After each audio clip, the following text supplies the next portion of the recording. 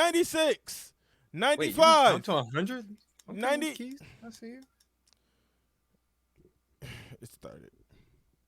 Oh, hello everyone. And I'm looking at the wrong camera. Hi, welcome to the Untitled Hoops podcast starring myself, Sean, and over there is my co-host, the originator of the low lights, the one and only Marquise. Sometimes. Sometimes, yeah, sometimes he's I guess someone else. Um This is the podcast where we talk about basketball, mainly the NBA, mainly the 76ers. However, today we have a very special episode because we are going to be talking about the NBA as a whole, and we're going to be making some predictions, some way too early awards predictions. And we got some first team All NBA, we got some Rookie of the Year, MVP, all these different awards, all the end of the season awards. Way before the We're season. gonna predict who will be there, and we're gonna probably give you a couple runner-ups as well. So we're gonna start. We're gonna start with MVP. We are not. We're gonna save MVP for the We'll thing. save MVP We're for gonna last. go. Okay. We're gonna go with rookies. Uh, All yeah, first team all rookie. First team all rookies. Okay. My I'm gonna say my rookie of the year. I'm gonna just say my list. Paolo. I have Paolo being first team. I have Chet being first team. I have Keegan Murray being first team. Okay. I have Jalen Durant being first team. And I have Okay. Jabari Smith. Okay. Now one so wait, say it again. So you got Keegan Paolo. Murray. Paolo, Chet, Murray, Jabari, and Durant. So the two that we have disagreed on, the two that you have that I don't have are Jalen Duren and Keegan Murray. What made you pick those two? Keegan Murray is going to be on the Kings, and anything he does is going to be looked at as plus. Okay. And I mean, I'm not. Once again, I feel like I attack Kings fans so fucking much, and I don't mean. But I also to. feel like Kings fans are kind of used to it at this point. Yeah, but it's like you don't want to come to a podcast. Imagine you're your first time listener, Yeah, and that's like true. 2 minutes into the fuck, bro. I thought I could go get away from this shit. I have Keegan Murray. I just feel like he's going to be a starter instantly. Okay. He's going to be started to that lineup. He's a 3-and-D guy. I just feel Yeah. like he has his best. Like he's best in Sacramento, if that makes sense. Like his skill set fits what Yeah. Sacramento needs, and I feel like he is the. Every year there's one player that I know for sure is going to be an NBA player, whether they're going to be a star or they're going to be just a average role player. I feel like he's the for sure bet. And other than I think Paulo to be like an actual NBA player, like just like has it.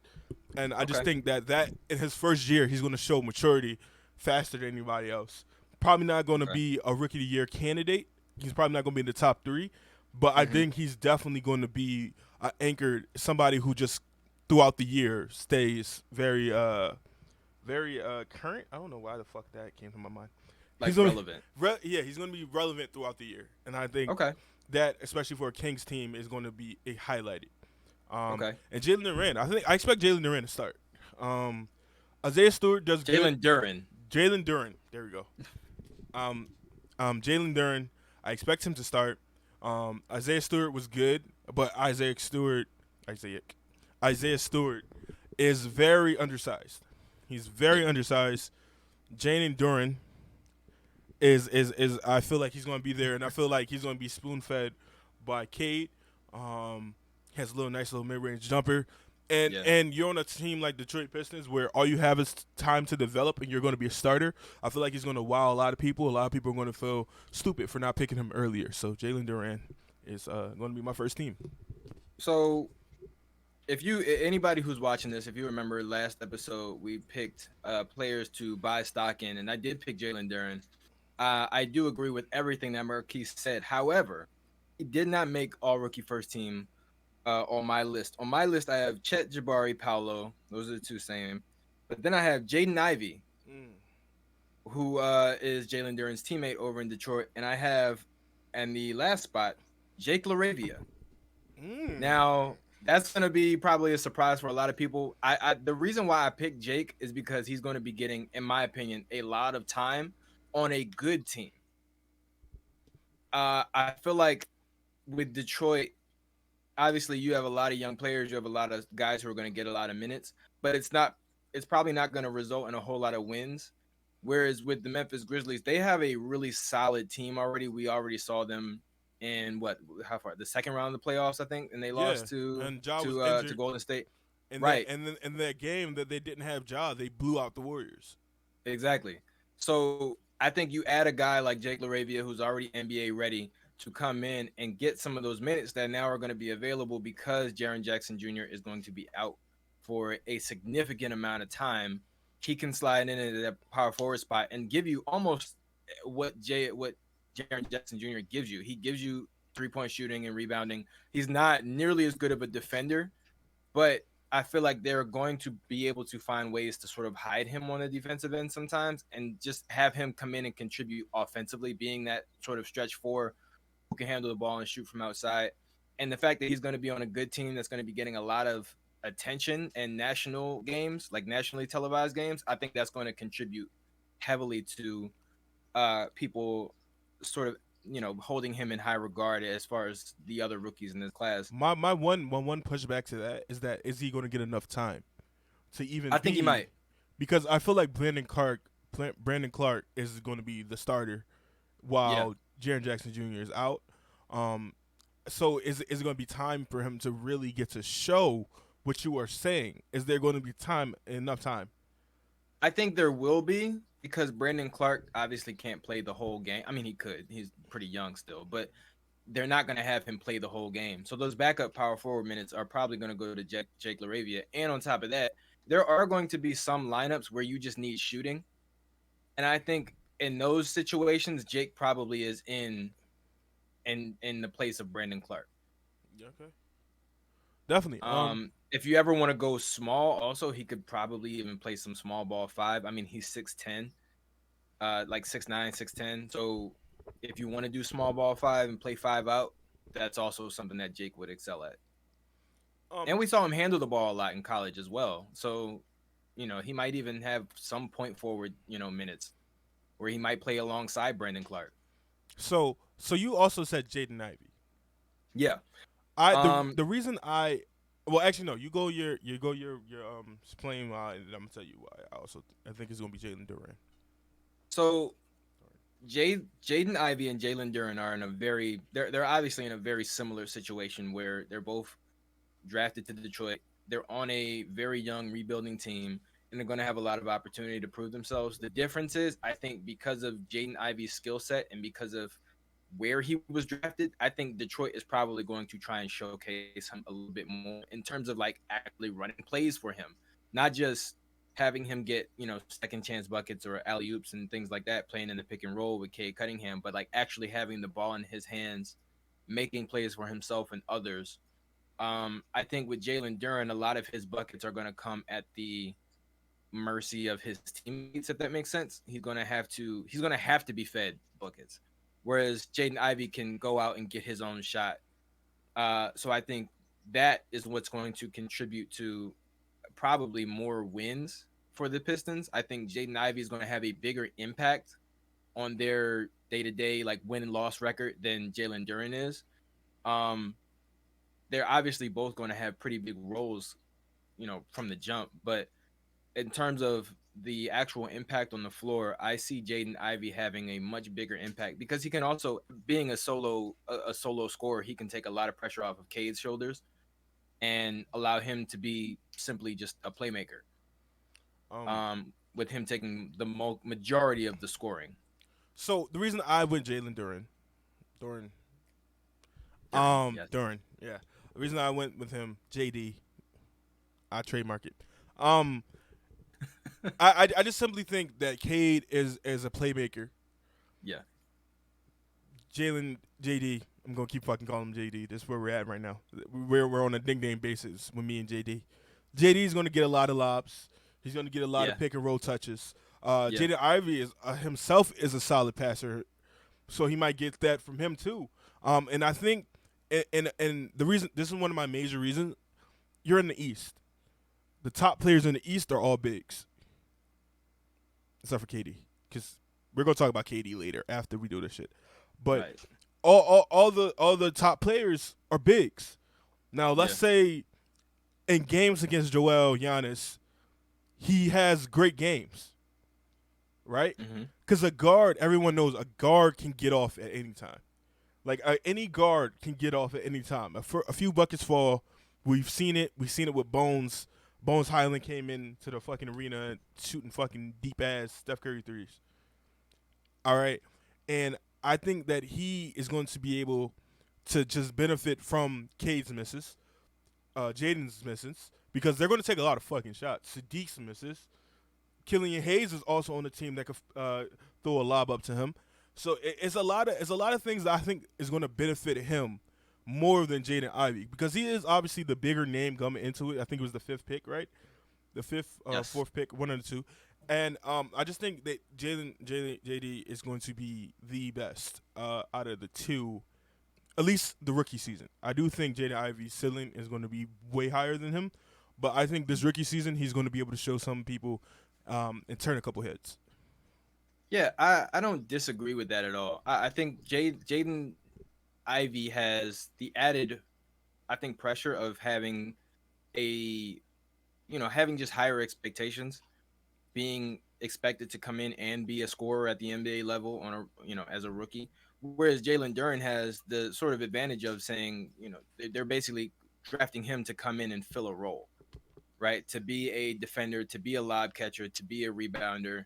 And he's not really going to have too many expectations placed on him from day one. So I think in terms of like, filling your role and doing what's expected of you, I think Jalen will probably have a much easier time doing that just because the expectations are lower. Where Jaden Ivey, obviously, you're going to have some games where guys are going to key in on you, right? If you become your team's sort of leading scorer or just one of their main scorers, you're going to have nights where you are the matchup. Like you're going to be going up against some of the best defensive perimeter players in the league. So he's going to have, I'm sure, probably some more off nights. But at the same time, like you said, the best players in the East are bigs. So Jalen Duren's going to have his hands full a lot, And right? even if he Even does with, solid against them, it's going to be a yeah, plus for him. It's just going to be a plus for yeah, him. So, yeah. But at the same time, if he does terrible, yeah. then it'll if he does terrible, it won't be as big of a hindrance or as big of a deal as if Jaden does terrible. But if he holds his But own, yeah, then it's a major plus because like literally, the top two guys, top three guys. I mean, he's not going to guard KD, but no, Joel Giannis, he's going to be on them. He's going probably to Bam. Bam, Bam, Jared Allen, Evan Yeah, Mobley. yep. Like he's going to be on them. And yeah. But Who do you? again, that ties into expectations, though. Like they're not gonna. The Pistons aren't expecting Jalen Duren to go out there and lock down Joel And Embiid. that's why I give him another plus because there's none on him. So if But he but exceeds this shit, you going all right? Cool. We just need a solid season or two. We need 11-7, and he goes okay, 12-10, which is possible because Jaden Ivey is going to take fucking shots. Cade yeah, Cunningham is going to take shots, and everybody's seen how Cade Cunningham started the season. He couldn't make yeah, shit. That's a lot of boards that's coming to him. A lot of potential putback situations. He's a great rebounder, so that yeah. that could help him out a lot. Because all right, well if Cade ain't getting it, or if Jaden can't hit it, fuck it. I'm gonna grab this board. I'm gonna put it back up like that. That he can do that. I think yeah, having lower expectations is typically an advantage when it comes to what we judge as a successful season for a player.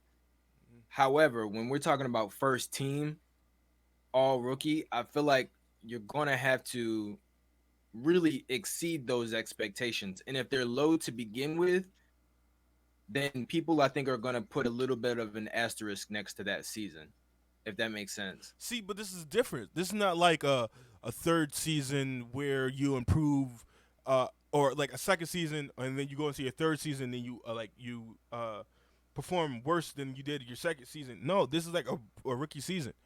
So it's kind No, of I like know. it's the asterisk wouldn't be technically an asterisk because if you exceeded expectations, like we didn't expect this shit from you, we're Yeah. probably not going to go. All right, you're going to do it again. Like DeMar Well, DeRozan, I would even say DeMar DeRozan is that type of guy where he had a great season last year. I don't expect him to do that again, and that's not because he can't do it. It's right. just that I just don't expect it. Yeah. Let me ask you this then: are exceeding lower expectations, is that just as impressive as someone meeting higher expectations? See, I think it depends on what is the low expectation. Because if you're talking about 11-7, Because this is what I'm saying. This is low expectation. He's projected to be a starter, so it's yeah, like it's not that low. You know what I mean? So it's like yeah, get in when but you if you're fit talking in. about 11-7, right? But then Jaden Ivey goes out there and gives you, 15 points, 4 assists, and I don't know, point 0.6 steals or whatever. To me, Jaden Ivey probably gets that first team all rookie look over Jalen Duren, even though he has exceeded his expectations in terms of the general, like the whole class. There probably are going to be people who are going to outperform him. I just say he's in a win-win situation either way. Oh yeah, absolutely, You absolutely. muted. That's why I I can't picked hear him you. to buy stock in. I'm I can't. muted. Yeah, I can't hear you. Can you hear me now? You can't hear me? No, I can't hear you. I'm just reading lips at this point. What?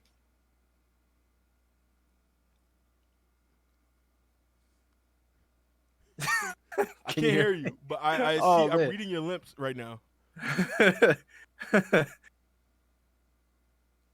Let me see if I can fix this. Wait. Oh, hello. Can you hear me? Yeah. Okay. I think it was me. I think it was me. I think my headphones went out because Okay. it was picking up on. I see it being picked up, Oh, but okay. I couldn't hear it. Oh, okay. So Okay. it was my All right. headphones. My fault. All right. No problem. But Um. yeah, that was why I picked Jalen. To buy stock in. I think he is in a win-win situation either way. I think both of them, Jaden Ivey as well. Yeah. I think most of the Detroit Pistons players, the young players, are in a win-win situation. definitely. Detroit fans, you have something very much to look into. Yes. Look forward to. Same with Because OKC. I see a Jason Tatum, Jalen Brown thing from Jaden Ivey and Cade Cunningham. I just Yeah. see it. I just feel like it'd be there. Cade, obviously year 2 needs to improve defensively, but But you I can think they see might even mesh even better together than Jalen Brown and Jason Tatum, because they're both Tatum and Brown are both scorers by nature. yeah, Whereas I think Cade is a little bit more of a playmaker and facilitator, while Jaden is more of a slasher and you know, bucket getter, all right. specifically at the rim. Your rookie of the year. Our rookie of the year, I got Jaden Ivey. Woo. Um, So for okay. all the same reasons, plus I think the Detroit Pistons are going to have one of the biggest jumps as far as like wins from last year to this Are year. you saying they might be in playing contention? I think they will be. I think they will be in playing contention. I think they'll be. Mark this down, I, people. I think Detroit they'll be. Pistons. I think they'll be ninth or 10th. I think they'll be between ninth and 11th seeds. They'll be in playing contention. I don't think they're going to be.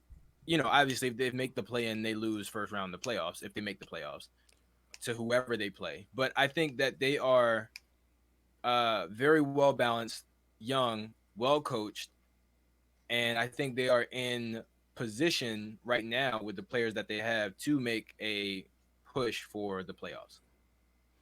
I And went I think with Jaden Ivey is going to be a big part of that. I went with a very standard basic pick, and I went Paulo Bencaro. I just Not a thought bad choice. I just think he's a man amongst boys.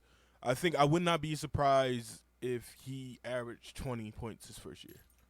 I would not be Right. surprised. I just don't. He has the body. He has the NBA body. He has the NBA mindset. He's beefing with Hmm. Dejounte Murray for some reason. So it's just all. it's That just was all a that was thing. crazy. And then they dapped up. So like I guess their beef is over. So it was short I lived. don't think it was ever real. It was short lived beef, Yeah, but it happened. it did happen. Want to move on to Yeah, Paolo is definitely. I think Paolo has the best potential and the most potential as an individual player. but I think he's in a much worse situation considering the fact that everyone he's surrounded by, with the exception of maybe Jalen Suggs, is pretty much injury prone. I was about to say, I thought you were about to say scorers. No, well, that kind of that too. Like, but there's a lot of Orlando Magic players, like some of their best players, just can't seem to stay healthy. All right, let's move on to most improved players. Sean, give me your runner up if you have My one. runner up, Yes. okay, my runner up is Colin Sexton. Mm. The reason why I have him as a runner up is because I think there's a chance Colin Sexton might meet some turmoil this season as far as like whether or not he actually stays with the Cleveland Cavaliers. He's going back to Cleveland. They have No, a no, no. qualifying offer. I feel like that's kind of basically done deal. Or Unless if they there's a sign try trade. to, or if maybe like, right, if they try to move him, which is possible, but I think not uncertainty, but I think the chance of him possibly being in a different situation, possibly a not as good situation, um, is what made me a little bit hesitant. And then on top of that, there's the whole minutes. Like, how many minutes is he actually going to get?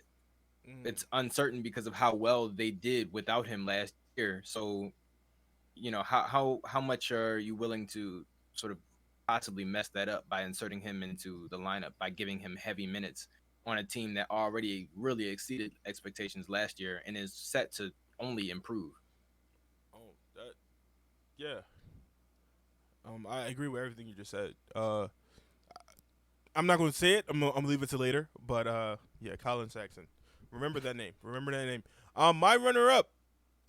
Oh, God, this is a homer. This is a fucking homer pick. I guess. Shit. I wanted to stay away from homer picks, but I did too. I I did too. Because I know what you're about to say, and he was definitely on my mind when I was making this list. I'm going Tyrese Maxey. Okay.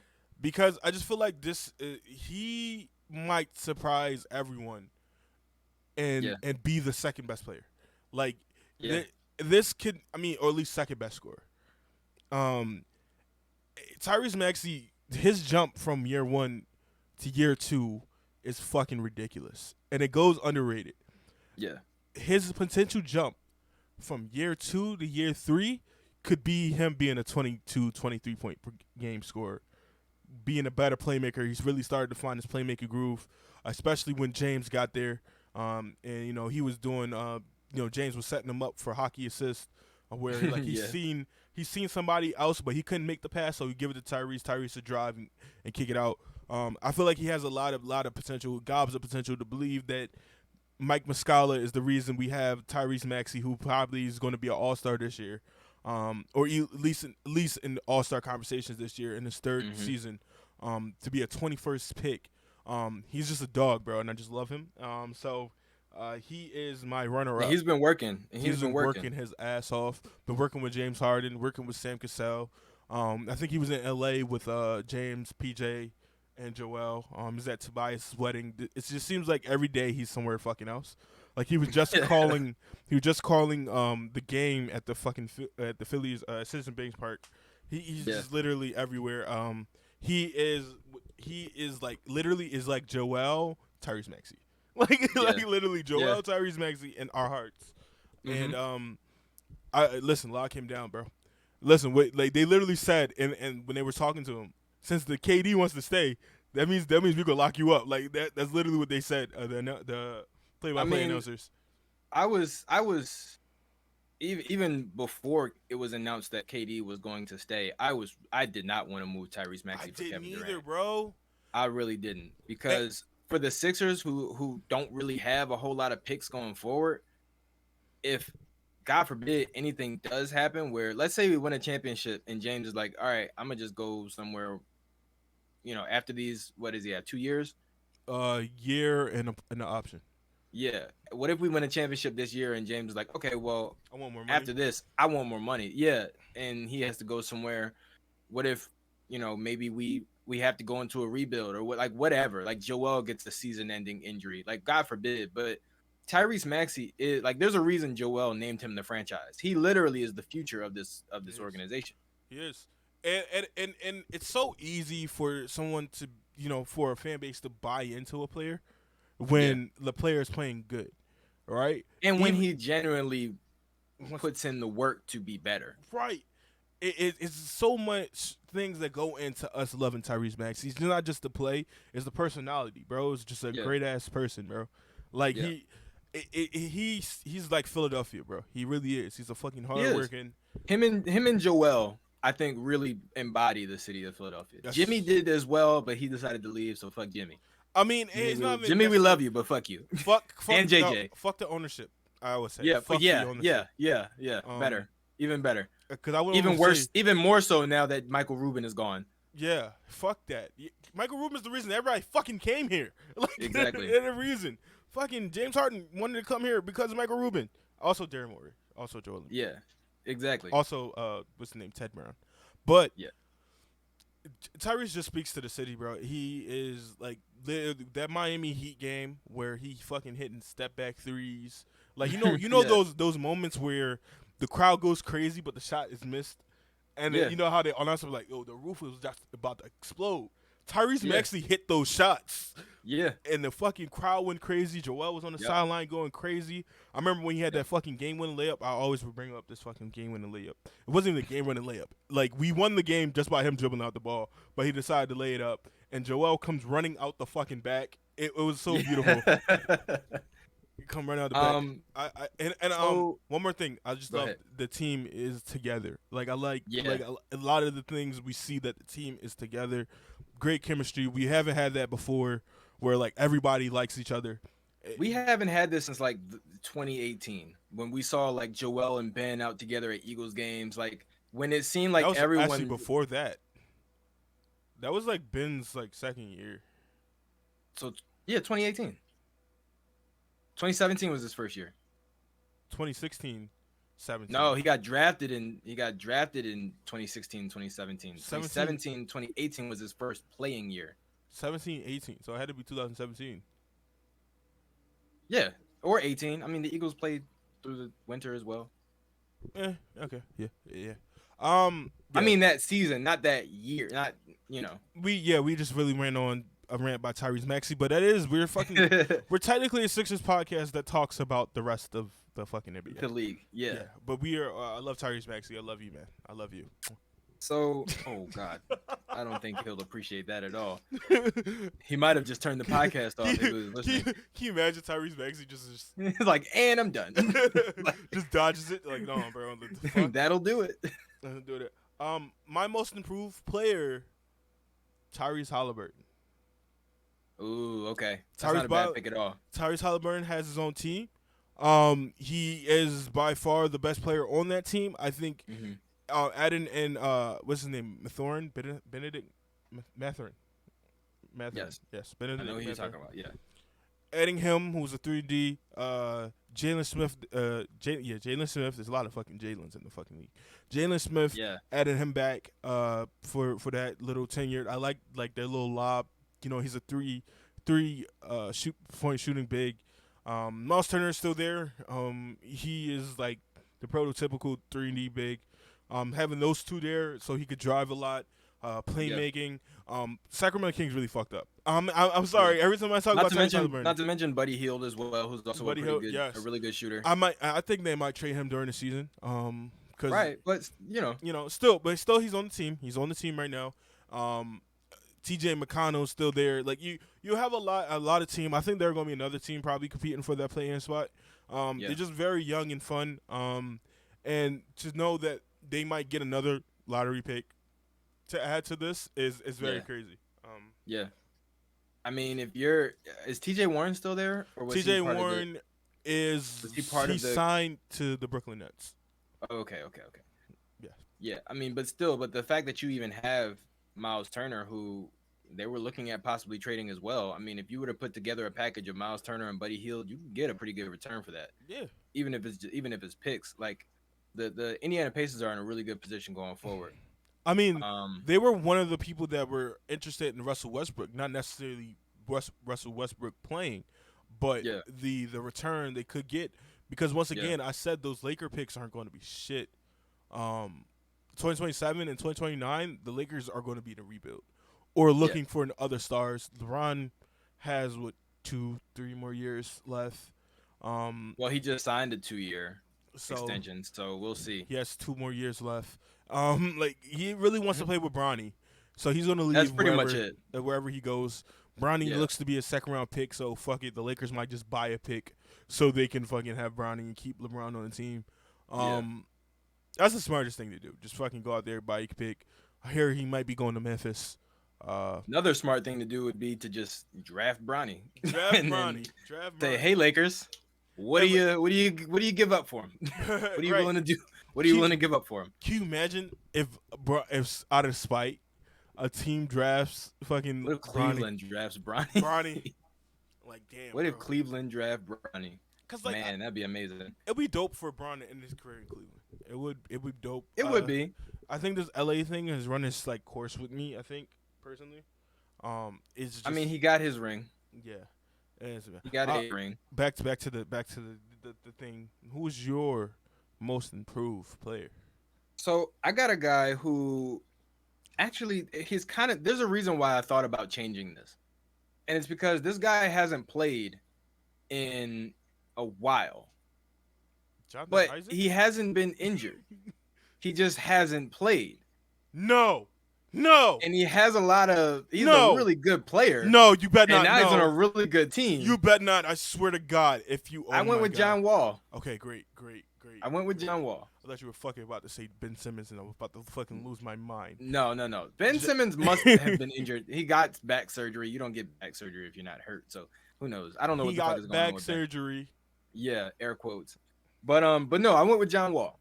John Wall we saw at the beginning of or not the beginning of last year, but when Houston first made that trade with Washington to send Russell Westbrook to the Wizards and John Wall to the Rockets. John Wall was playing like old John Wall. Mm-hmm. Since it was decided that the Rockets were going into a rebuild when they traded James Harden to Brooklyn and all that, they just haven't played him. They just told him, "Hey, sit down. We're going to find somewhere to move you. In the meantime, we just don't want you to get hurt. So just have a seat and hang out." And he just hasn't played. So have a seek and hang out is fucking wild to say. Right, especially when you're making that much money. He was making 45 million. Right, so just chilling. So him now being on the Clippers, he's in a really really great position with other veteran stars, 2 of them, and a lot of really good role players. I think John Wall is in one of the best situations he's been in his entire career. 100%. So the fact that he is 100% healthy and he's been so for over a year now, and he's with this new team with a great coach, a great, group of guys, other players, there's really no reason for him to not have a great season. Unless he or Kawhi or PG get hurt, which I mean, Paul George has been pretty healthy over the past 2 seasons. Kawhi, has been resting basically. I don't really see any reason why they wouldn't be one of the best teams in the West. So with John Wall being the, I assume, starting point guard for a team that could finish top 3 or 4 in the Western Conference, that's a huge jump from just being on Houston when, he was playing pretty well, but they weren't really winning anything. And then on top of that, after that, they were just like, "All right, John, you can go ahead and take it down. Yeah. You can shut it down." I just don't know if he has the it power to will himself to that type of award. It's weird, but I think it's always going from now on. Is going to be the young guy, like it's going to be like a young guy or younger guy who bursts onto the scene. Whereas though John Wall, we know who John Wall is, so it's probably kind of weird for that to happen. Yeah. Like he has to have like a probably damn near overwhelming season for him to Right. really be considered. Well, I think it's going to be like the Tyrese Halliburton's. It's going to be the fucking what's his name? I fucking forgot his name. But fuck it, it's going to be like a younger guy or a guy in the middle of the pack or a guy who's a role player making a jump. Yeah. Then I think John Wall, who we already know was a top 3-point guard, he was top leader in assists multiple years and stuff like that.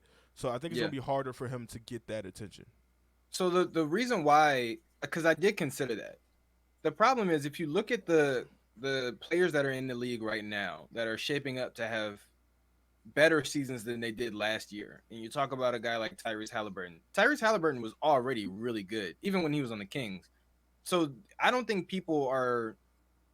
I think most people do expect him to take a leap with having his own team, having a pretty good cast around him. I think most people expect Tyrese Halliburton to be an improved player. I think people think the same thing about most of the younger players that are coming back, including Tyrese Maxey and Colin Sexton and all these other guys. I think most people, the general consensus is, yeah, they should improve.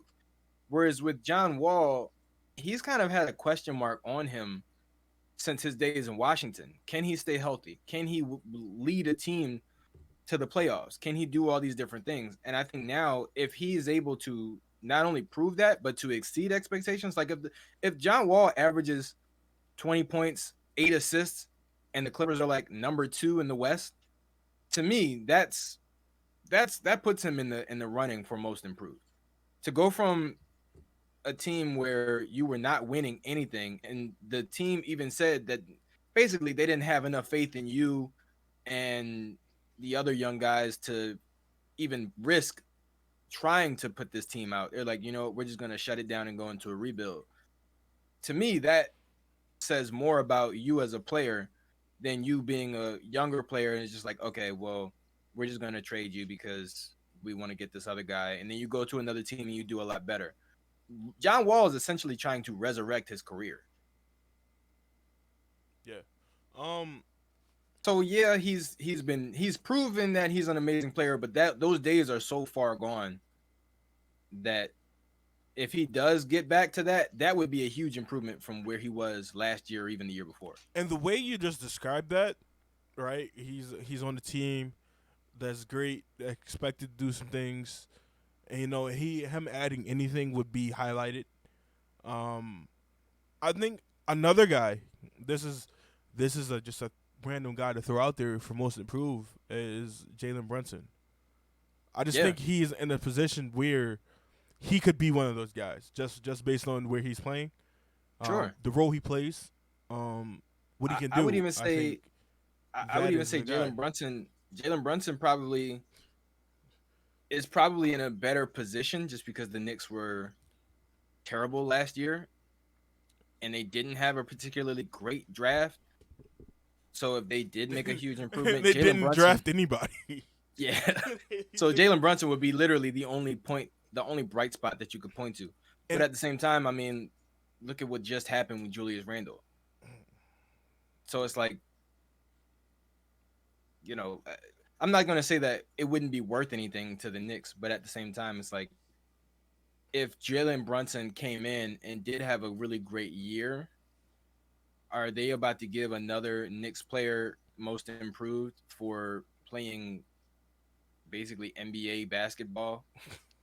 Like, no, I just think Jalen Brunson is probably more of a pick than I think Tyrese Halliburton.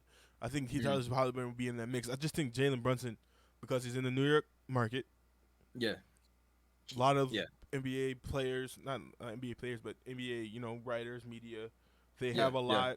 They can swing a vote. They can do some yeah, shit like that. So that's what I'm saying. Maybe he has a better chance than both of our guys because he true. has that. But The, I think Jalen Brunson would have to be an all-star though for that to happen. yeah, 100%, 100%. Yeah. If you remember, he's on my first time All Stars. Yes. Yes. So if he does, that works out for me. Fuck it, I'll take it. Yeah. Want to move on to? We already did rookie of the year. We already did rookie of the year. Um, defensive player. No, six man, six man, six man.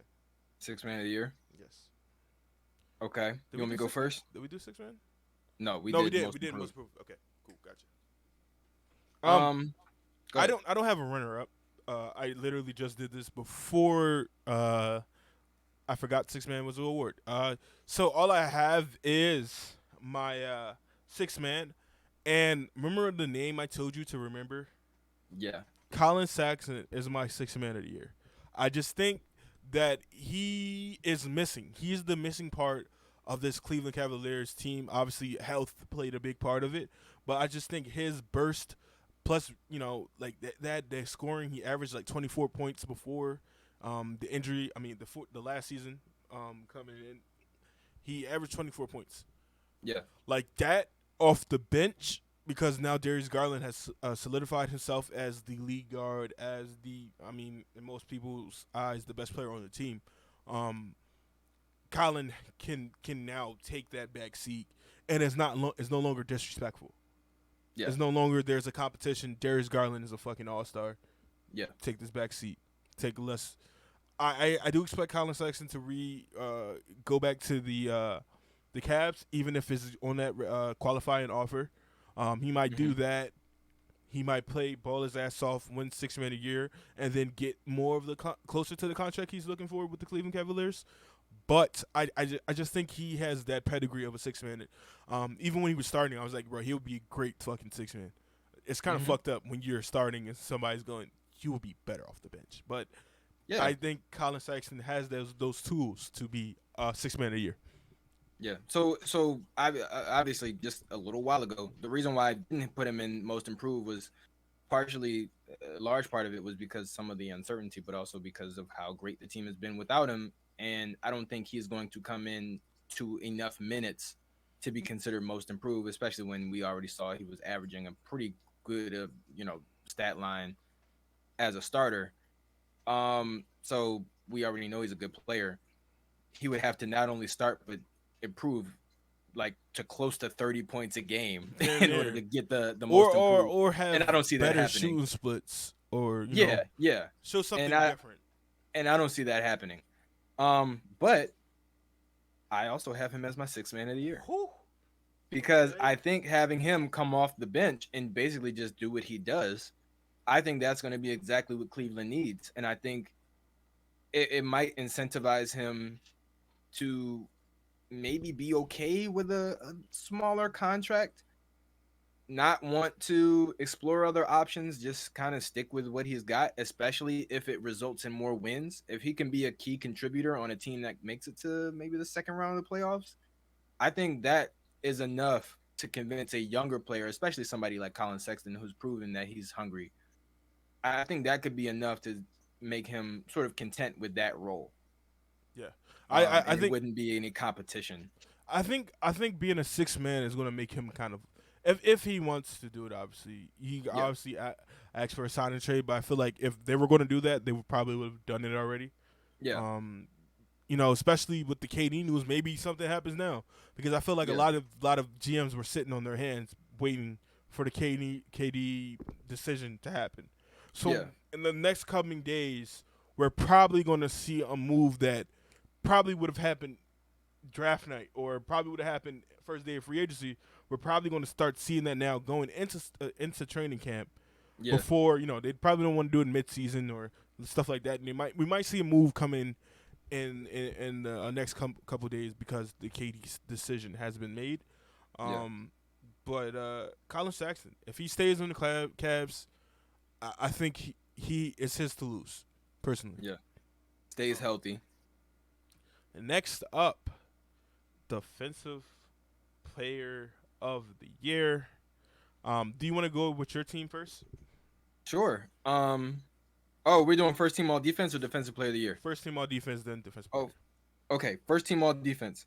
I got Marcus Smart, Giannis Antetokounmpo, Rudy Gobert, Ben Simmons, and Kawhi Leonard. Ooh, okay. I like your list. Pretty standard. Go ahead. I went, and we're gonna like debate our differences. Okay. I also went Giannis, but I think that's the only thing we have in common. Giannis. Okay. I went Marcus Smart. Yeah, I got Marcus Smart. Did you say Marcus Smart? I got Giannis, Marcus Smart, Rudy Gobert, Ben Simmons, and Kawhi Leonard. Okay. So Giannis and Marcus Smart are the only things we have in common. Okay. I said Bam Adebayo. Ooh, okay. Draymond Green. Okay. And the return. Oh my God, I'm a fucking homer. I'm such a fucking homer. Matisse Thybulle. The return of Matisse. I mean, it's not much of a homer pick because Matisse's name is literally fucking defense. It literally is. I Yeah, think yeah. it's. I He's already honestly, made one, so it's not yeah, a far fetched pick. he made second team. He's never made first Yeah, team. I mean he's made all defensive teams. Yeah, So coming back, having a role, a reduced offensive role, and more and being now he defensive. can focus. Yeah, he can focus primarily on defense. It's not out of the question to see him making first team all. Because like last year when he won second, when he was on the second team, I didn't feel like he was. I'll be honest with you. I didn't feel like he deserved to be on a defensive team. I didn't, even though he is a great defensive player. I just didn't feel his defense last year. I just didn't feel it as much as I did the year prior to that. And it's crazy to think that Matisse Thybulle was in his fourth season, which is fucking crazy, because I feel like he was just drafted. But I think his defense this year, I think with PJ Tucker, with Daniel House, with DeAnthony Melton, Joel, Tobias has improved vastly. If his defense stand out amongst those guys, it's going to bode very well for him. Because if you're a top defensive player with PJ, Joel, and all these other guys, I think it's going to be highlighted that he's. It's interesting that you say that because I think I agree with you. And looking back, I think part of the reason why his defense wasn't felt to the same degree as it was in years prior was because Ben Simmons wasn't there. If you look back, Ben spent most of his time guarding the best perimeter player, and Matisse would typically guard the second best. Whereas depending on I would say depending on the guard, because Ben, like if you don't, Ben would guard anybody. He would guard guards, forwards, anybody. For people who don't watch Ben Simmons, us Sixers fans know that Ben does not do good guarding little guards. He just does not do good. At least not on the perimeter. So that's when Matisse would switch on to the smaller guard, the Kemba Walkers, the Fred VanVleets, the shit like that. That the guys who were shifty and quicker than him. Right. Ben. I mean, obviously Ben did a good job on it. I'm not saying he was terrible, but it was hard for him to keep up because even though he's fast for his size, he is 6'10". Like he is 6'10". Like that is. The key was because you had both of them, you could put them on their best matchup. Yeah. Whereas now with Matisse being head and shoulders above every other guard on this team defensively, he is being asked to guard whoever the best perimeter player is, regardless of size, every single night. So there were some nights when Matisse got cooked. Yeah, it was. Dude was gassed. Like so there were nights when Matisse did not look good defensively. I'll tell you one thing: when Steph Curry came to town, that motherfucker was juiced up like crazy. Exactly. But so we had, there were certain situations where Matisse didn't look quite as good, but I think now, like you said, having other great perimeter defenders, I think now he's going to be able to pick his spots a little bit more, and on top of that, he's going to be able to do what he does best, which is get steals off the ball. Somebody in my rookie team, I might have to take out. Oh, okay. There's a fear the Oklahoma City Thunder #2 pick Chet Holmgren has suffered a ligament damage in his foot. He is undergoing further options. Sources tell The Athletic. That just came from Shams right now. I don't know if you have to take him out because it depends on if it's not a full tear, he's not going to be out for the year. Ligament damage. Ligament damage is not the same as a tear. But remember, it could linger the entire year, which could fuck him up. No, I mean, if he takes training camp in the first 2 months of the season off, he still has the bulk of the season to come in and be a great player. Why is this the year of the Pro-Am? We're gonna hop back to, but this is like the year of the fucking Pro-Am. It's like everything is like Pro-Am this year. I don't know what it is. And it was before LeBron got into the shit. It was like literally I've seen so much Pro-Am shit this year that it happens every year, every summer, but it's like this year it was just definitely highlighted. So much. You know what? Shit. It's interesting because it does happen every year, and typically we see the same players at the same Pro-Ams every year. Like we've always seen DeMar DeRozan and James Harden and these guys at the Drew League, right? Because they're West Coast guys, so they've obviously played in these Pro-Ams for long periods of time, and it's just tradition for them. I think the difference is when you see guys who aren't usually in Pro-Ams, when they go to join, typically it's the guys who didn't have a great ending to the season. So like we just saw Jason Tatum in the J crossover program with LeBron. Jason Tatum, even though he had a great season, he didn't have a particularly great. I think the finals is still kind of lingering in his mind. Yeah. So you just want to go out and play competitive basketball and win, Yeah. just to get you ready for the season, just to get your mind and everything right for the season. Same thing with LeBron. Didn't have a great season, wasn't healthy, for spurts for stretches of the season. DeJounte Murray had a pretty good season, but didn't win anything. You just want to get back into that mindset of like, I want to go out and I want to play competitive basketball and I want to win. All right. Well, that's enough of that talk. Back to the all defensive team. Who is your defensive player of the year?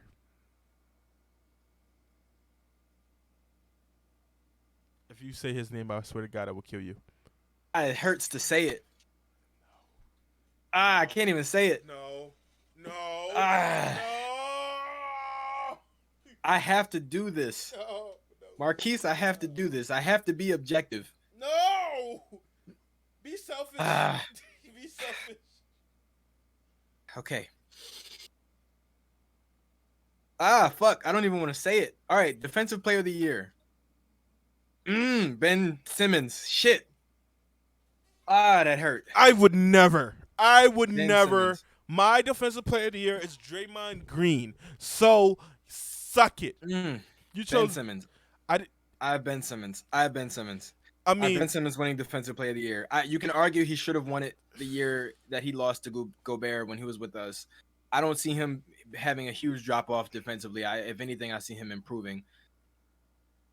I have to go Ben Simmons. Can guard positions 1 through 5. I think on the Brooklyn Nets, he'll be expected to guard positions 1 through 5 because he's not really surrounded by any other good defensive players. He's going to be the anchor of their defense. And if they're if they're a top team in the East, it will largely be because of what he is able to do on the defensive end and in the open floor. So I see Ben Simmons being defensive player of the year and also an all-star. God damn it.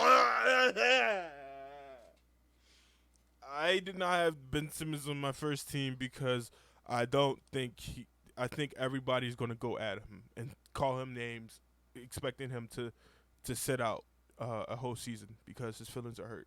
I went don't Draymond see Green. that happening again. Draymond Green, okay. I had Draymond Green. He's Why the anchor Draymond? of the Because best defense why? every year. He is the guy amongst guys. I'm really mad that you picked Ben Simmons. Draymond. At a highly offensive team, Draymond is the connector between the offense and the defense. He is the dribble handoff guy, but he also the guy who guards 1 through 5. So I picked Draymond. I think Draymond would have won it this year if he played enough games. People will argue that Bam also missed a lot of games. That's why I also put Bam on my first team. But I think Draymond's going to get it. I think this is going to be his third defensive player of the year, if I'm correct. I think his third defensive player of the year. But I think Draymond is there. You had Kawhi on your first team. The reason I didn't consider Kawhi is because Kawhi did low manage, and I think that is a second team thing because he's probably not gonna play enough games to be considered in the first team. I was also considering putting Paul George. He's probably my second team guys. Paul George on that list as well. Rudy Gobert. I just think that the defense is going to be overshadowed by probably Anthony Edwards taking that next step. He also could be on there, but I just think Bam will be on there because Bam could guard more positions, and I feel like he made it known that he's going for it. And once you make it known that you're going for it, you end up being a finalist. So why didn't I put Bam? I didn't put Bam because he's going to have to go up against the best bigs, two of the best bigs in the East on a at least monthly basis, and I think that's going to hurt his case because they're going to kill him. I didn't put Rudy Gobert because I think the Timberwolves once again are going to have a very bad defense as a team. Even though he is a great defensive player, they gave up almost all of their great defensive perimeter players to get him. So the fact that pretty much everybody is going to be driving at that basket, I think Rudy's numbers are going to take a bit of a hit just because he's going to be expected to do a lot more, and I don't necessarily think he can. why did I put Kawhi on? I put Kawhi on because even though he's going to have low management, I think if you look at the last time that he had a really good season, which was with Toronto, I mean, he had a really good season his first year with the Clippers too. But even though they did the load management thing, he played the key games. And I think if he goes out and he locks up or like plays amazing defense against the best players in the league, that's enough to put him on first team all defense. Even if he doesn't play a whole lot of games, if he goes out and he plays against the greats, if he plays against the LeBrons, the Golden State Warriors, the Sixers, and he plays amazing defense against those top teams, that's enough, I think, to prove that he's one of the best defensive players in the league. The fact that he can go out and lock down the actual stars, not just on a nightly basis when, like, I don't care if he plays amazing defense against the fucking Orlando Magic. Like, I just don't care. Like, I think most people don't really look at it that way. I think they look at it more so of like, what type of defensive impact do you have against the best teams and the best players? And I think Kawhi has always been in that conversation. Yeah. Draymond Green, I think the thing that hurts Draymond is the same thing that's been hurting Ben the years that he was with the Sixers, and that's the fact that the Warriors play tremendous team defense, and they have had other really good perimeter defenders on their team in the past, and I think they still have a couple really good other defenders besides Draymond. Them playing such good team defense is what sometimes casts a little bit of a shadow over his individual defense. Um, So those are the only reasons why I didn't put those guys there and why I do have Kawhi. Another guy I was possibly going to put on this we probably should have went both teams for defense because there's only two teams. But another guy I was kind of debating putting on there was Drew Holiday. I just don't think they're going to give Milwaukee two first team All Defensive guys. Right. It's weird that Drew Holiday would be considered on there, but I feel like they would not give them two first team All Defensive guys, especially if their defense is not top 10. Okay. I actually did make a second team all defense. You did. Just because it was so hard for me to narrow down five guys. So just because I had to make a second team. I put Matisse, Jimmy, Joel, AD, and Drew. Yeah. I put AD over Bam because AD is the defensive guy for the Lakers. I got Drew. I got Jimmy over Bam because Jimmy's like the best perimeter defender that the Miami Heat have, and they've had a top, defense every year, especially, every year that he's been there. He's proven that he's one of the best defenders in the league, and he takes it very seriously. He never really shoots for Defensive Player of the Year, which is why he's probably never gotten one or gotten. I don't know if he's ever made first team all defense. Everybody who said they wanted to be Defensive Player of the Year has been a finalist. Like literally. Yeah. Like Joel wanted to be Defensive Player of the Year. He was a finalist. Rudy Gobert talks about being Defensive Player. Bam, going into this year, that's why I think he's gonna be first team because he's calling it out. So if he does what he says, there's gonna be some love for that because you called it, you said it, you did it, cool. But I think Jimmy still makes second team because he does take defense very seriously, and he said multiple times he was like, "Listen." When they asked him why he wasn't playing in the All-Star game, even though he was selected, he was like, "This is my break." He said, "I'm the one who has to go out there and guard James Harden for 40 minutes a game. Yeah, this is my time off." So he literally goes there and just sits on the bench. Yeah, exactly. So his he takes it very serious to the point that he's not even going to play in the All-Star game because he wants to be ready to go out and guard guys. He didn't say I have to go score. He said I have to go out and guard. So I think Jimmy deserves all defensive second team. Whether he makes it or not, obviously remains to be seen. But Matisse, we already know, great defensive player. Matisse, Jimmy, Joel, one of the best defensive centers in the league. It doesn't get his credit for it. He doesn't. Yeah. And the reason I didn't have, even if I did a second team, I don't think I would put Joel on it because I think Matisse is going to separate himself of the defensive pack, and I think adding PJ, D'Anthony Melton, Daniel House would mellow out the competition of everybody else. Well, so, I put Joel because of shot blocking. Matisse also makes it because I don't see them playing a lot together anymore. You could also I think Matisse is going to come shot blocking. Yeah, of course. But I think I don't see their minutes overlapping a lot from now on this season. because of PJ and because of, you know, like these other guys, I don't see their minutes overlapping a whole lot. So I think what Matisse is able to do off the bench when Joel isn't in the game, he'll probably play a lot alongside somebody like George Niang, who isn't a particularly great defender, especially not interior defender, But he is thick. or perimeter defender. Right. So, you know, I do see them having both great defensive seasons. What would you? I feel like we added the most defensive assets this year, this offseason. Do you think we are top 5 defense? Oh, for sure. Top 5. I think so. I think we're a top 5 defense, and I think the reason why is because of the way that it's been spread out. Okay. Having a defensive big, having really 2 defensive, because Paul Reed's a pretty good defender as well. He does a really good job against like the perimeter. Yeah, the perimeter bigs, like guys who kind of handle the ball and shoot from outside, but are still technically like power forward centers. The Kevin Loves. The more mobile, I guess, bigs. Paul Reed does a great job against them. Joel obviously is one of the best defensive players in the league. But then we also have perimeter defenders like Matisse, like PJ Tucker.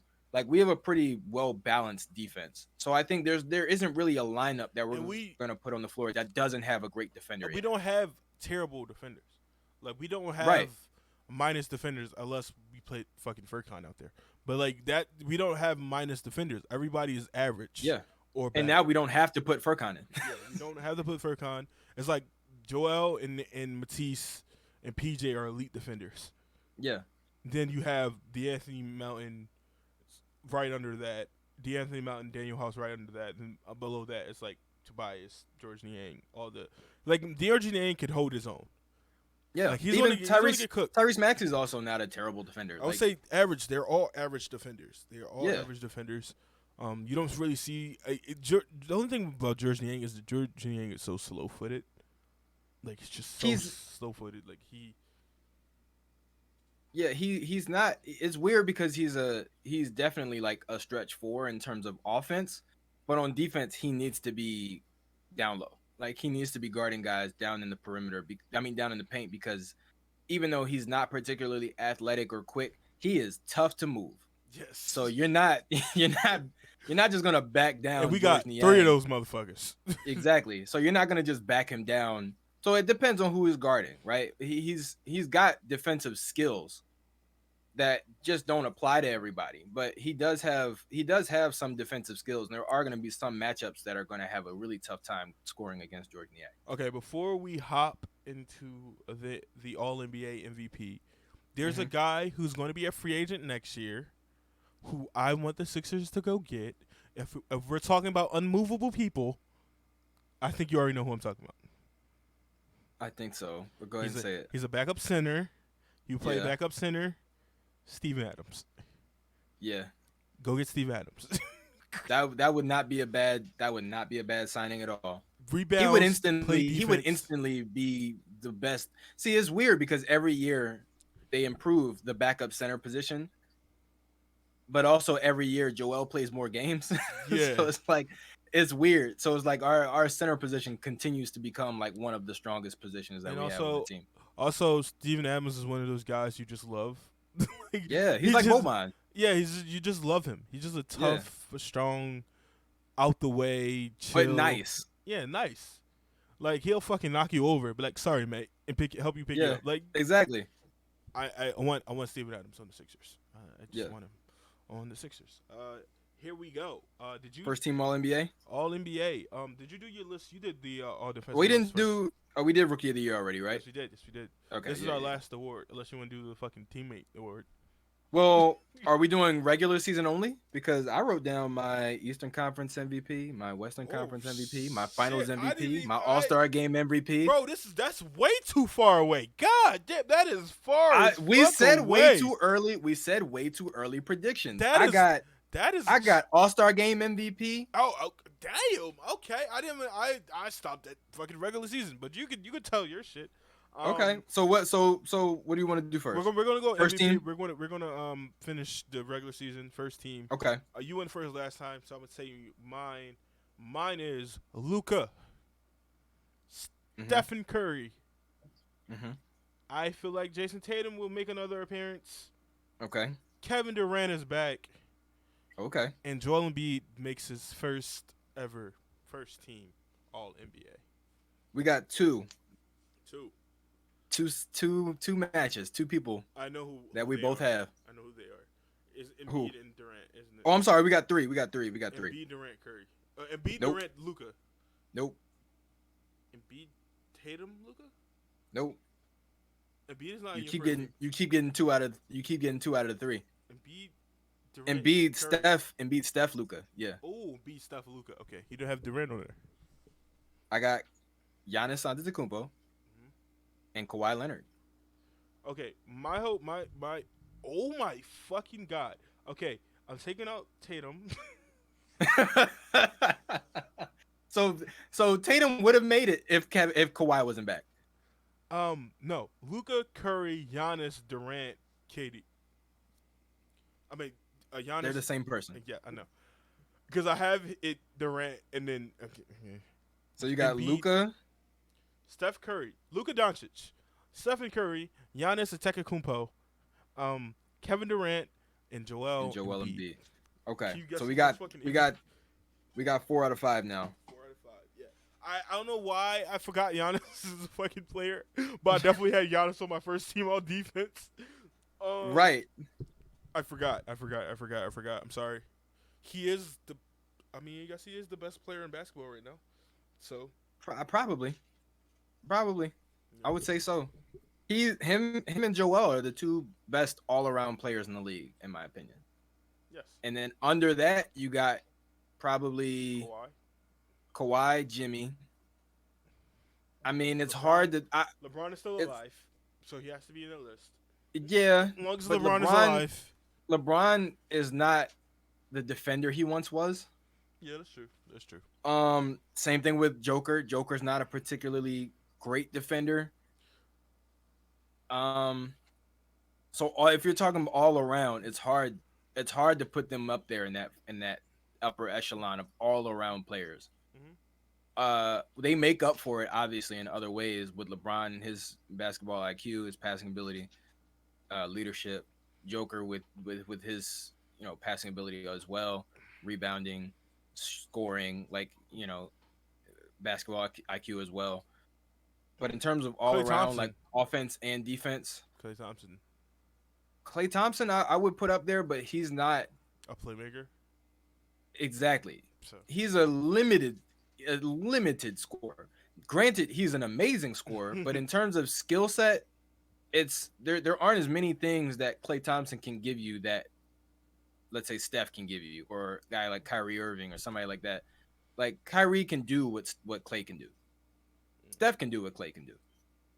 I wouldn't say offensively, at least. if I could, I'm trying to make a second team off head. I probably would go. So I got mine. You made. I just wrote it down. I knew we weren't gonna say it, but I just wrote it down. My second team will probably be Ja, Devin Booker, Jason Tatum. I think this is going to be return of Anthony Davis. Probably Anthony Davis, probably third team. Probably not that. Nikola Jokic, and who's my other big? No, it says to be a forward. Because Nikola Jokic is my center.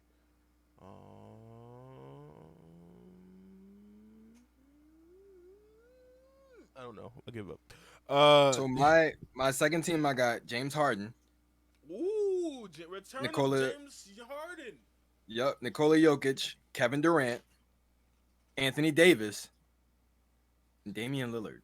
Ooh, Dame is back. Dame is back. I would have James Harden on my third All NBA team. I would have him. James and Ja were the hardest to go back and forth for me. I think. Oh, I didn't have Ja on the second team. Yeah. I didn't write it down, so I'm just like guessing. I said his name. But yeah, but James, I think what puts James above Ja for me is passing and health. I think James will probably play more games than Ja, Mm. and I Ah, think James is a better passer than Ja. I think games wise, they probably play the same. I'm They'll be be. honest. I think they'll be closer this year than they were last year. Yeah, because like I think James played 70 games last year or 60. Like, Well, I mean, Ja missed like 20 something games. oopsie. Ja missed like 20 something games last year. James Harden. James actually played a lot of games last year. He just wasn't. He wasn't 100% healthy in those games. But Let me look it up. He if he played did miss significant time, it had to be beginning of the season. 65 games last year. Okay. And what about Ja? Ja Morant probably played.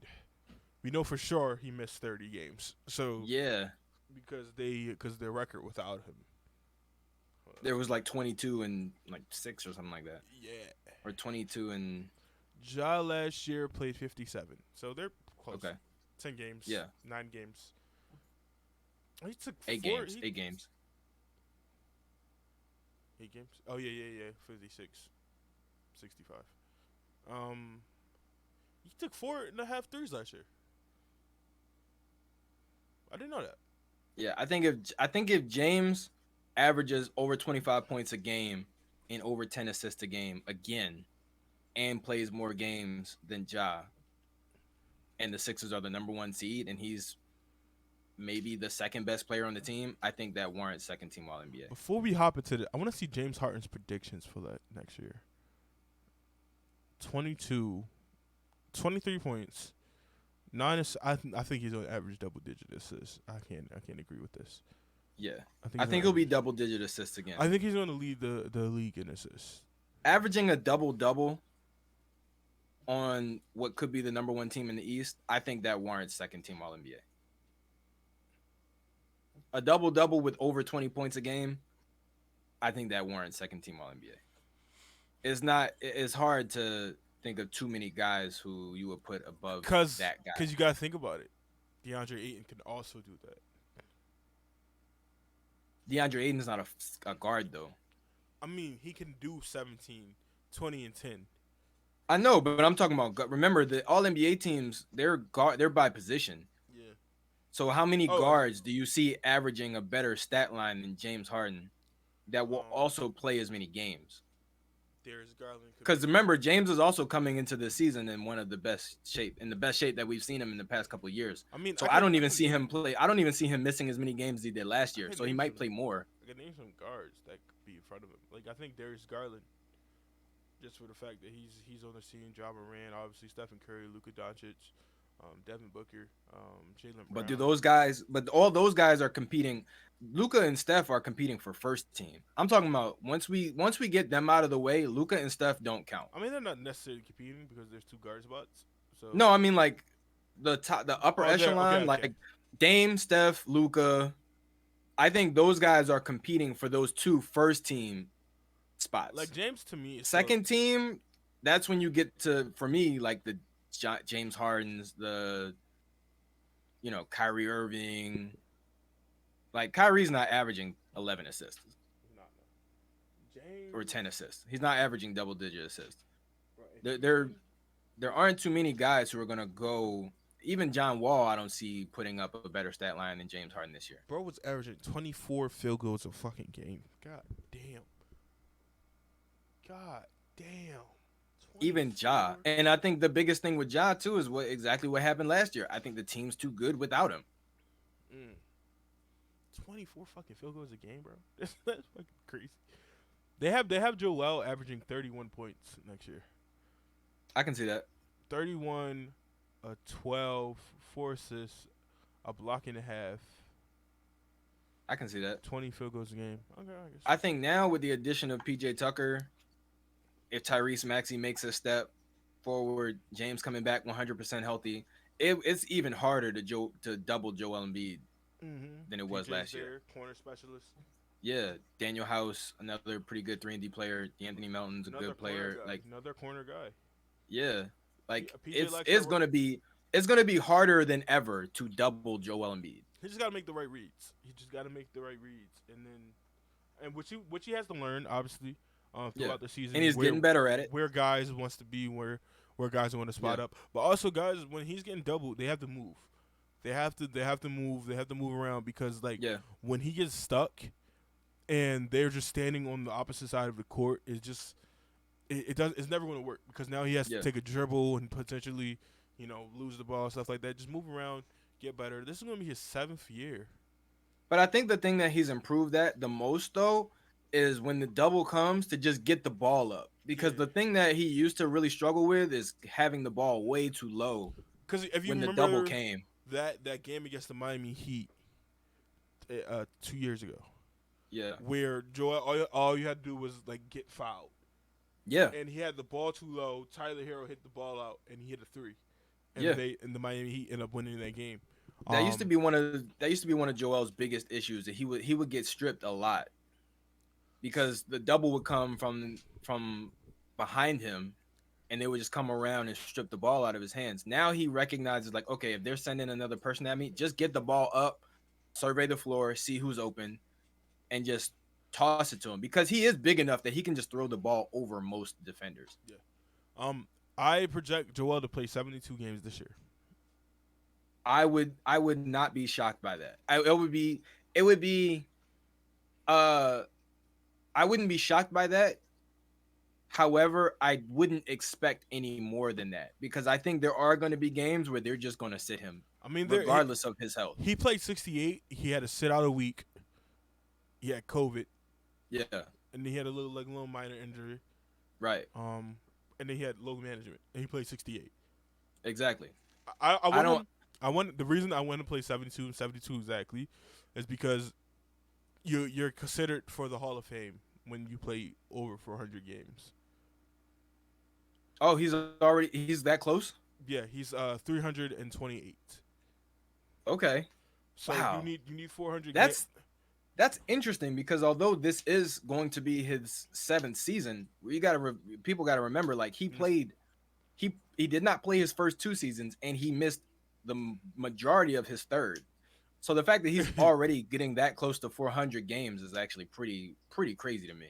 Yeah, 72 games and he's at 400. Of course, that is one of the requirements for the Hall of Fame. Is Yeah. 400 And is that plus regular season or just total? regular season? Yeah, that's a shock. Plus playoffs. I didn't think it was that close. Yeah. It has to be plus postseason. No. 300 games. This is regular season. Oh wow, He's played 44 playoff games. wow. Okay. Yeah. Yeah, I didn't. I Joel? must have just never did that math, but Joel's getting up there, man. yeah, it's crazy. I mean, you gotta think about it. Next year he'll be 29. Dude is almost 30. I know. But when he was drafted, he was like 20. Yeah, he was older. No, he was 21, I think. No, he was 19. Really? Mm-hmm. Missed 2 years, He missed came the in at first 21. Yeah. You're right. And he started I'm thinking at about 20. his rookie year, not his draft year. Yeah. Yeah, that's crazy. That's 21, crazy. Played 7 years later, 28. Damn. That's I know. crazy. And mind you, my first draft, I said this last pod. Also, we took a week off. Things happen. Fuck shit happened. You know what I mean? Yeah. That's what it is.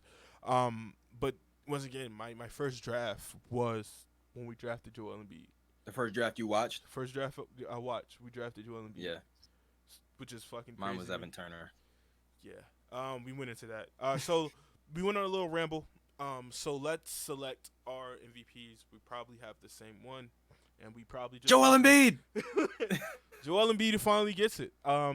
Most people call Yeah, this yeah. will call this the pity award, where it's like we're not going to give it to Jokic again, and we're not going to give it to Giannis. So Joel wins it. Fuck it, we'll take it, and we'll take it.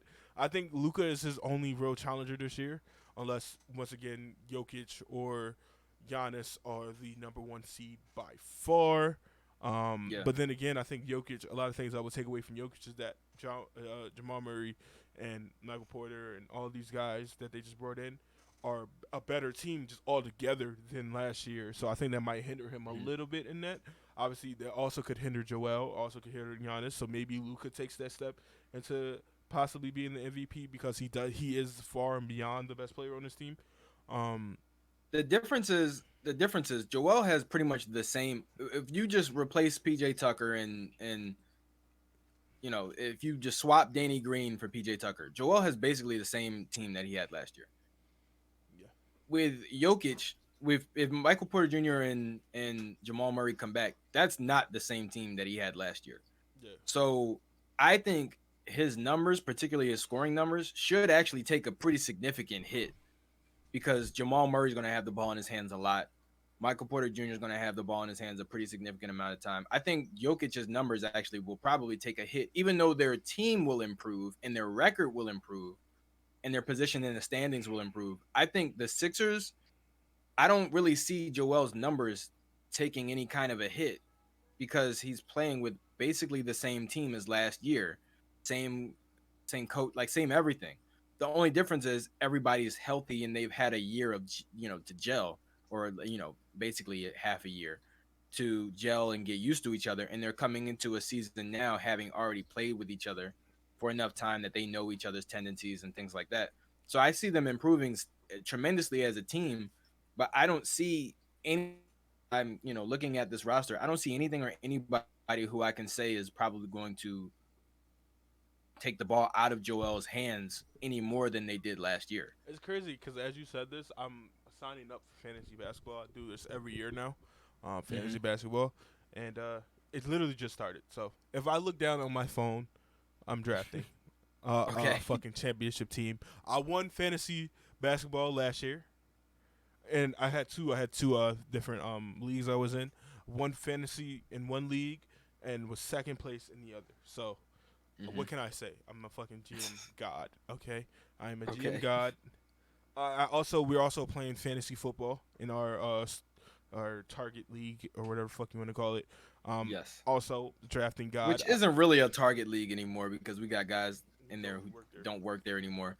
Yeah, I mean, and I feel like my draft in that is going under the rug. You know what I mean? It's getting swept under the rug, but it's cool.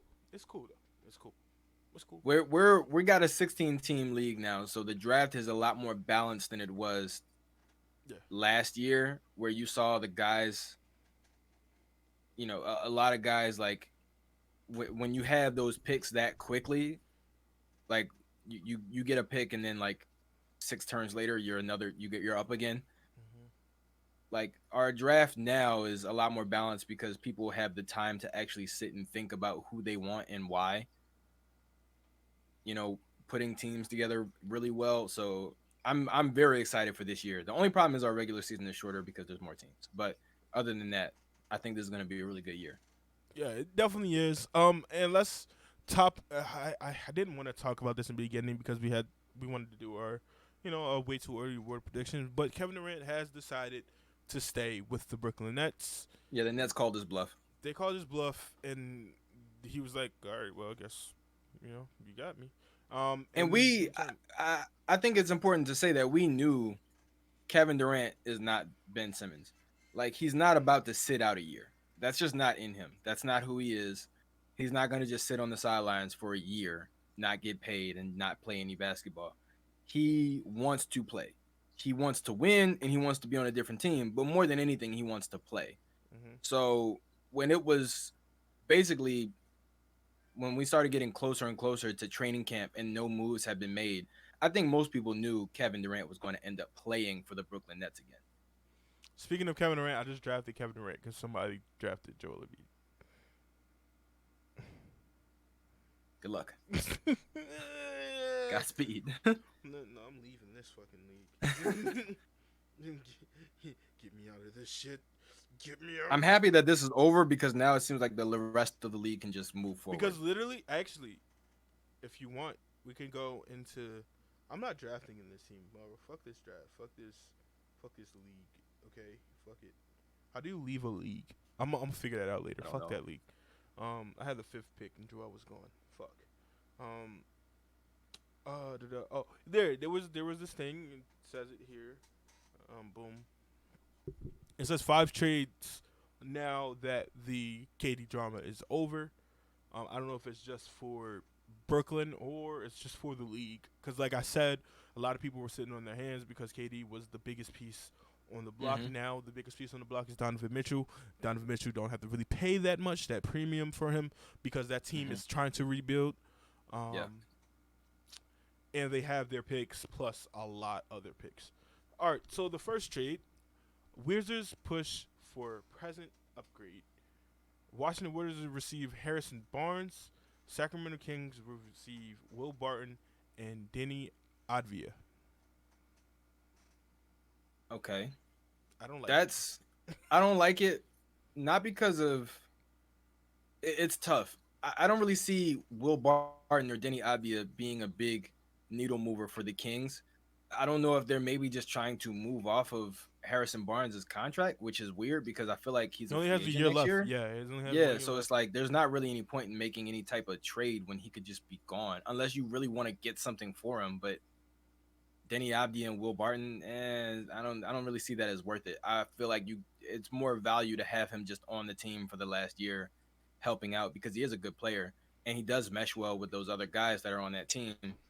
As far as the Wizards, I also don't really like it because some of your other best players are power forwards. Like your other best players play the exact same position. Some of them play in a even very similar play style as Harrison Barnes. I mean, you already have Rui Hachimura and Kyle Kuzma. I don't see why you feel like you would need to add Harrison Barnes unless this is a salary dump because you're planning on not re-signing him next year. Mm-hmm. But even then, I feel like there are probably easier ways to go about that. Yeah, 100%. Next trade. I'm literally letting the fantasy draft that I'm in go because I want Joel. It's Joel or the highway. It's Big Joel baby, or the fucking highway. Next trade. Pacers gamble Joel on or bust. yeah. Pacers gamble on a potential building block. The Indiana Orlando Magic received Buddy Hield, a 2023 first round pick, top 12 protected via Boston. Okay.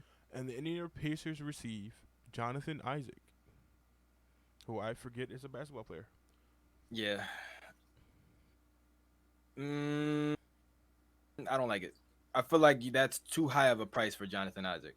Even though Jonathan Isaac is one of those people that has had potential and has had enormous potential since the moment he was drafted and just has never played up to that potential, mostly because of injuries, also COVID and him refusing to get vaccinated.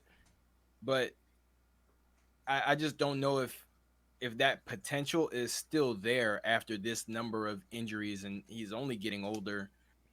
Giving up a piece like Buddy Hield, a shooter, which is what everybody wants, plus a draft pick, not a great pick because it's coming from Boston, but still a draft pick, a first round draft pick.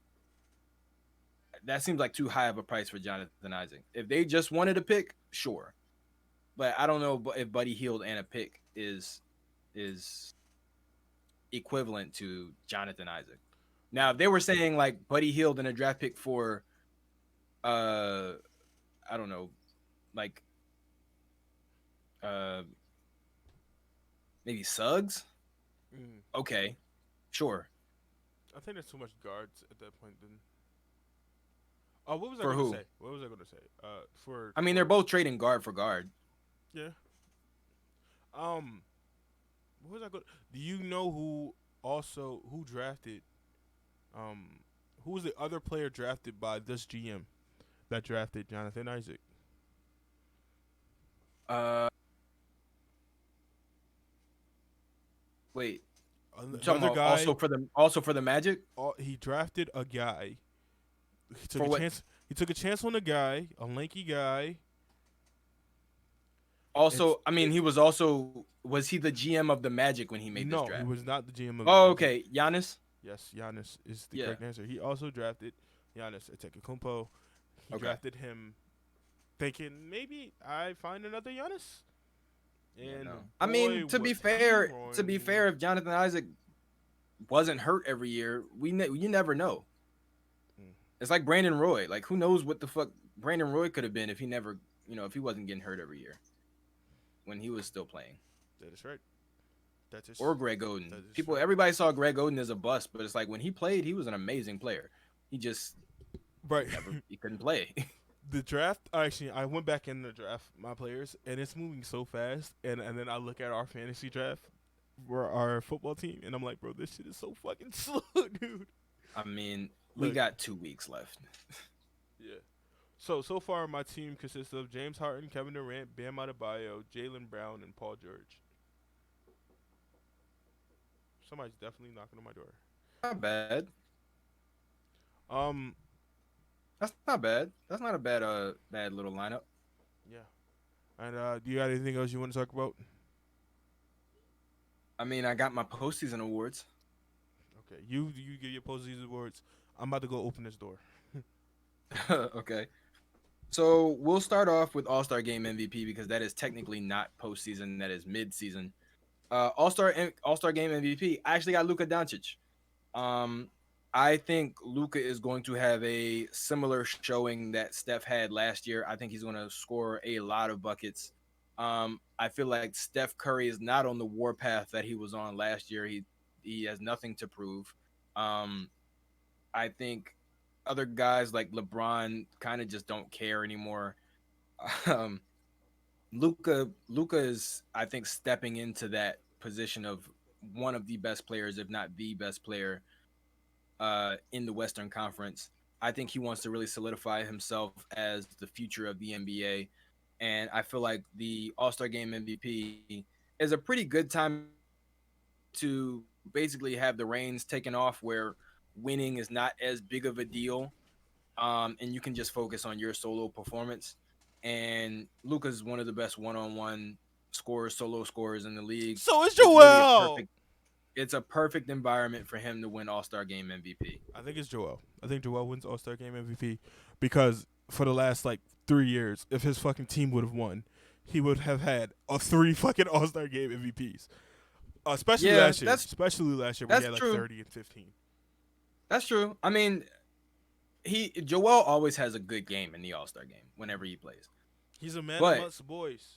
but at the same time, when we're talking about a season in which he's probably going to be gunning for MVP and championship, and they really have one of the most legit chances of doing so, I don't think All-Star Game MVP is as heavy on his mind going into the game as it would be for somebody like Luka, who hasn't even been really in MVP conversations yet. I mean, in the beginning of the season, sure, but by the time we get to the end, Luka's not. He's never in a finalist. He's not top 3. I personally believe Joel's pride.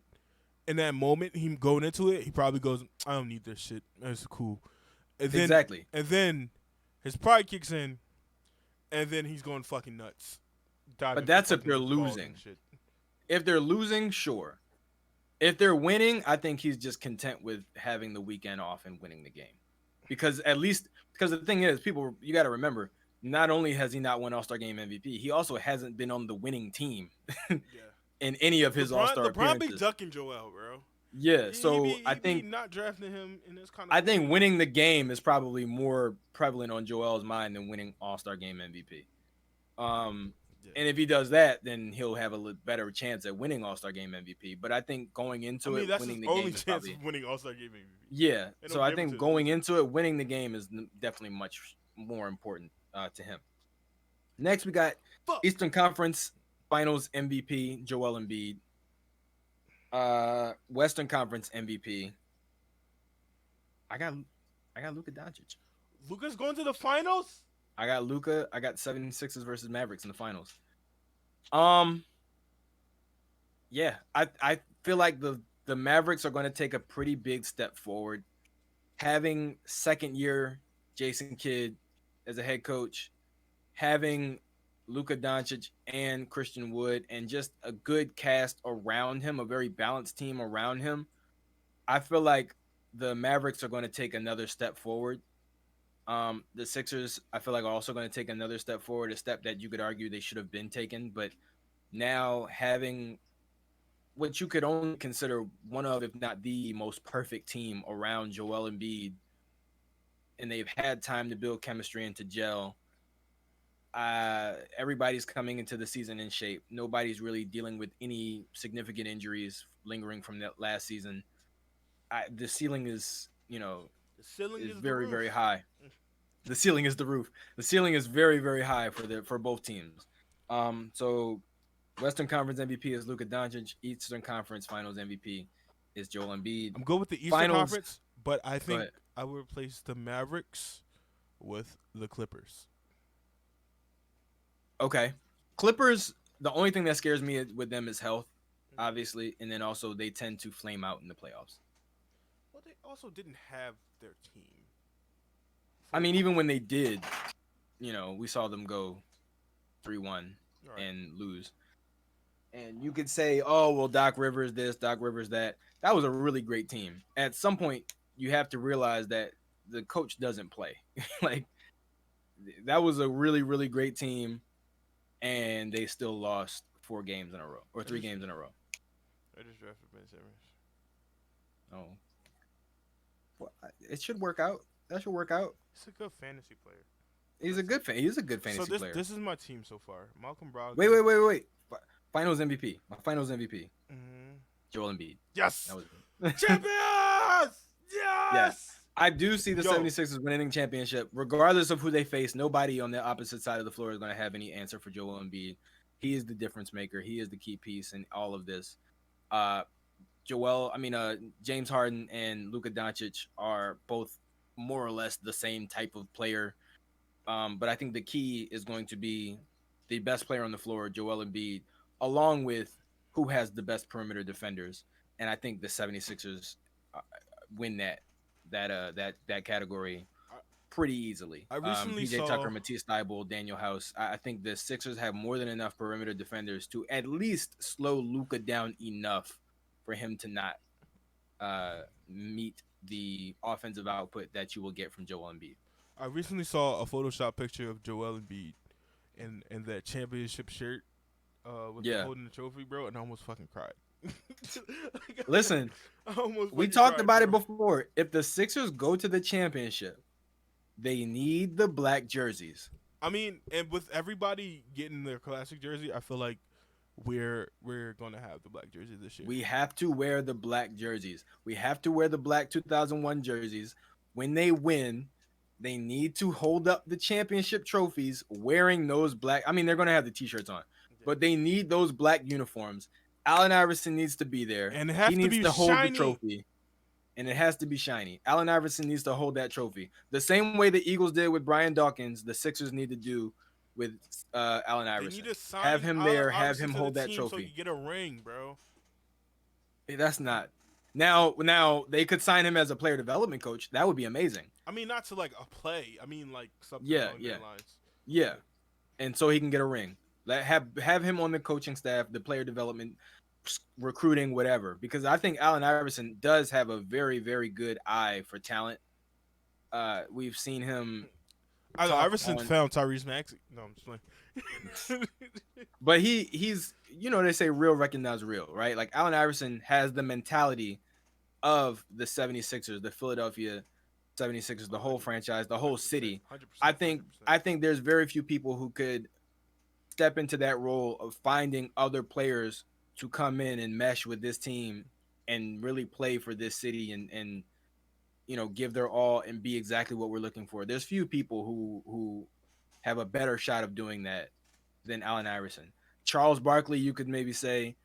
I mean, even just having him in there for like the recruiting visits, the free agent meetings, like having Allen Iverson there. We saw what Elton Brand did, like having him there as a player. We saw what Jerry West was able to do, for the Lakers and for the Golden State Warriors. For the Clippers currently. Right, when it came to recruiting and bringing in guys. I think Allen Iverson could be that for the 76ers.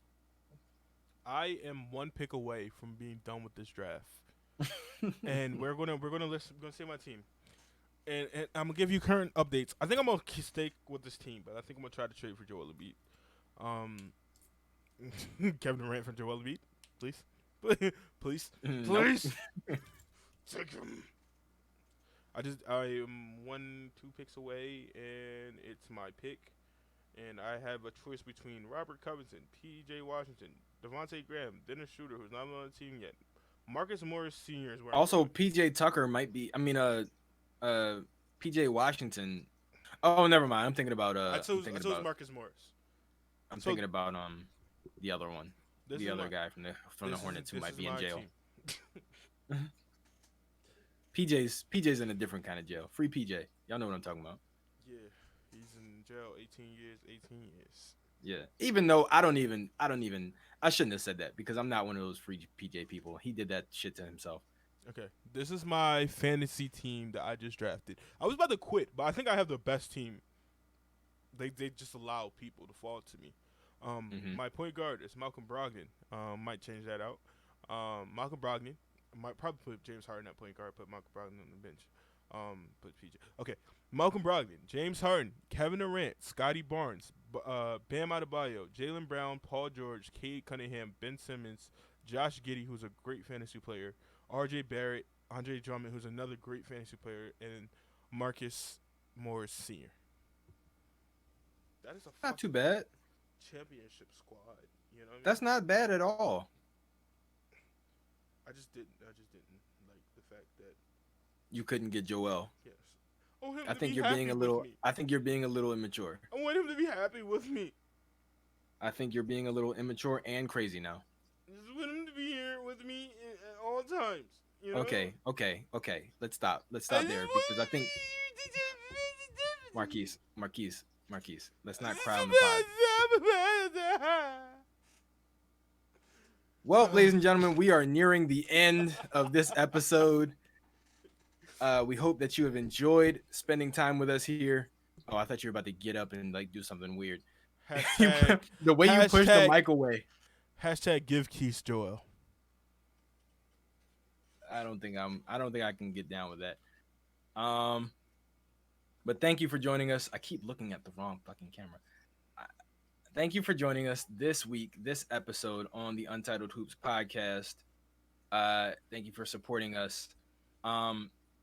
Quick reminder, if you want to see other content from myself and Marquise and Tyrese and the everybody involved in the Lowlights, you can go ahead over to the Black Flag website, blackflagent.online. You can see Tyrese tell a pretty interesting story about him getting into a fight with a Muppet.